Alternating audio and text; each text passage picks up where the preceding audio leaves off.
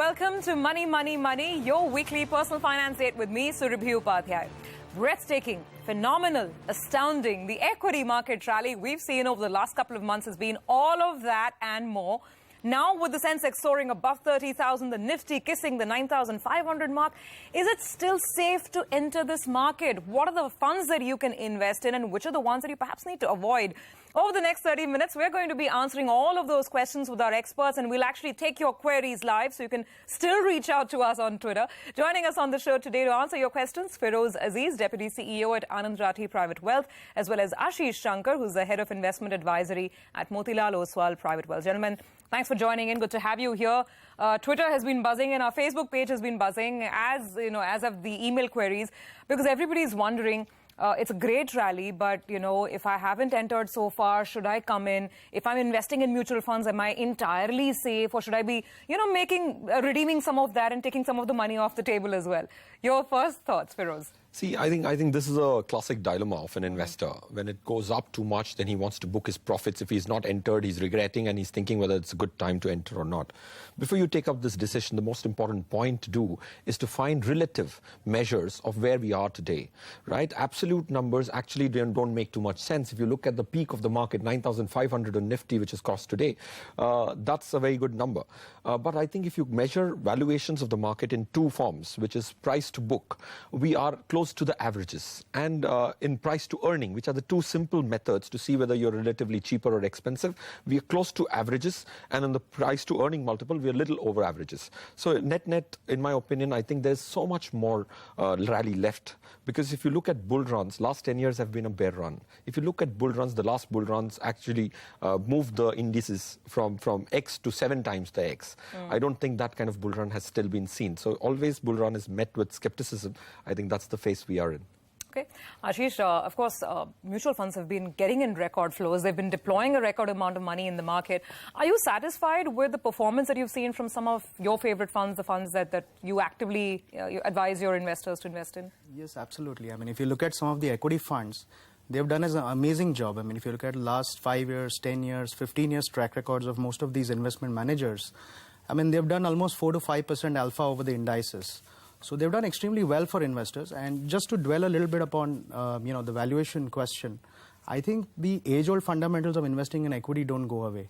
If you're investing in equity for the long run, I think it doesn't matter at what time you get in. I mean, I think right now we are feeling the euphoria because if you go back 3 months, I think the sentiment was very poor and people didn't want to put in money. And markets have had a phenomenal rally. But like Feroze said, I think if you look at valuations in entirety, not just the PE multiple, which is most commonly tracked, I think markets are still reasonably valued. Okay, gentlemen, let's get started because we are trying to help all our viewers here with the questions and they're already coming in. So this is a query that's come in from Twitter. It is from Aditya Badami. He's a resident of Bengaluru. He's written in and he wants to know whether this is a good time to be starting out an SIP in ELSS, in an equity-linked savings schemes. Feroze, I already know your answer. But I think if you can be a little more specific and also, help people out with respect to the kind of schemes that you think are performing well.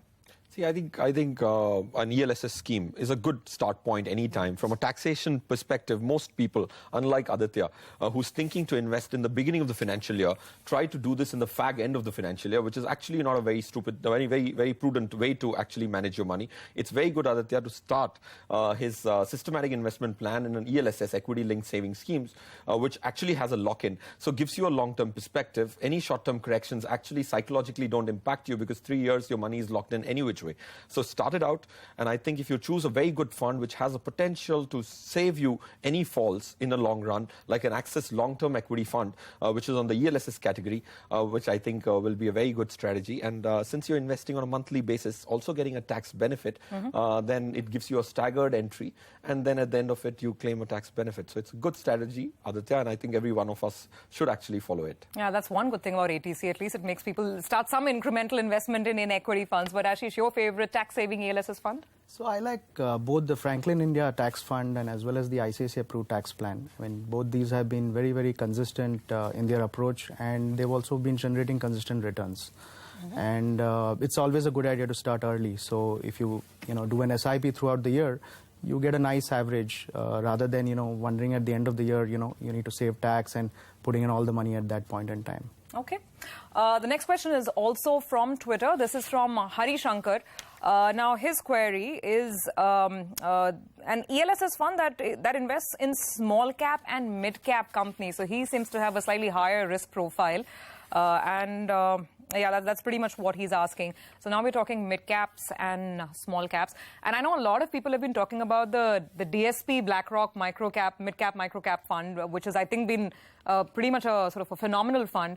Is that something that would be on your radar? Is there anything else, Feroze, that you'd advise? See, I think mid cap and small cap is a very large universe. I think there is a general feeling that mid caps and small caps have rallied. But since they are not as well researched and there's a longer tail to it, a fund manager always has a potential to pick up those non-rallied high growth companies in that space. So the fund manager's capability is best tested in that segment, because on the large cap side, you're ending up focusing on the indices stocks and you're not able to generate alpha as much as you can. So is mid cap or large cap? And large cap, which would I choose? I would choose the mid and small cap segment to exploit the fund manager's capability to my advantage to generate more returns than the market itself. So now coming to the ELSS scheme, which actually plays in that, Reliance Tax Saver is one scheme which actually has a larger exposure to the smaller companies. I think if somebody wants to participate in that, especially when you have a long-term opinion on it, I think that will be a good fund. And lastly, Surabhi, DSP Microcap, I think it has done a fair degree of justice to investors' money there because it invests in small stocks. I think Nagnath, who's the CIO, has always been one person who does bottom-up stock picking, and he's done wonderfully well. I think there is sustained performance yet in that fund. 42% returns on DSP BlackRock Microcap over the last 3-year period. I think it's beaten a lot of its peers in its group, right? Absolutely. It's done fabulously well. And, Nagnath is, of course, a great guy. Even the fund manager who actually manages the fund, Vineet Sambre, has had a stellar track record. So, I mean, that's a fund which even I would pick. And again, I concur with Feroze on Reliance Tax Saver. I think even that fund house has a fantastic track record of identifying companies early and investing in them. Okay, well, you have both the experts agreeing on a couple of funds, so you get double thumbs up on some of these names. And we've got our first caller joining in now, Rohit Khandelwal. Hi, Rohit. Hi. Tell us, I believe you're a professional. You're from the city of Pune. What's your question? So I was looking for a large cap fund for a horizon of 7 to 8 years. I already have a couple of funds with me. So if you can just suggest me a large cap fund, I want to do an SIP for 3,000 to 4,000 rupees. Okay, a large cap fund. What would be your favorite? See, I think the large cap segment, you have to be a little more picky today because the liquidity rally has significantly moved the valuations up, and because they have larger bases, the company's growth could be actually hampered. So choosing a fund which is a little more concentrated, but a fund which has not done too well but has a better future prospect would be a Reliance Vision fund, which was the flavors of the 90s and the early 2000s and had gone out of flavor. In my opinion, that's poised for a better performance in the future. If you look at the rear view mirror, I don't think it has done as well. So Reliance Vision, a concentrated portfolio, I think that would be a very good large cap fund. In my opinion, they have more defensives and they have a 20% tactical call. So Reliance Vision would be my choice for his SIP. Would you classify this as a slightly higher risk fund? I mean, past performance is by no means any sort of measure of the future, either good or bad. We know that. But since it's not had a great track record, is it for the slightly stronger-hearted investors, would you say? See, actually, no, on the contrary. There's a method to measure the fund's risk, which is called the down capture ratio, which captures how much of the fall does the fund capture. On that count, which measures the risk largely, this fund has fared very well.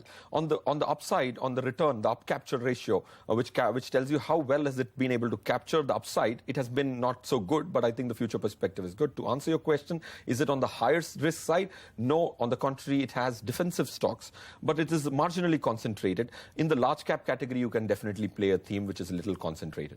Okay, all right. We're going to take a quick break on that note, but your questions and queries will get answered on the other side of the break as well, so don't go away.